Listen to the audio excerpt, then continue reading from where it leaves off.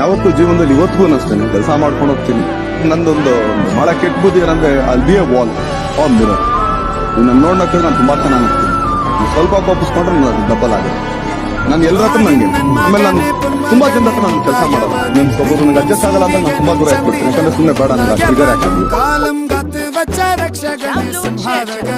ಮುದ್ದಾಡ್ತೀರಾ ಒಬ್ಬರೇ ಗುದ್ದಾಡ 10 ಜನಕ್ಕೆ 10 ಜನ ಜೊತೆಗೆ ಒಬ್ಬರೇ ಗುದ್ದಾಡ ಬಿಡ್ಬೋದು ಜಾಸ್ತಿ.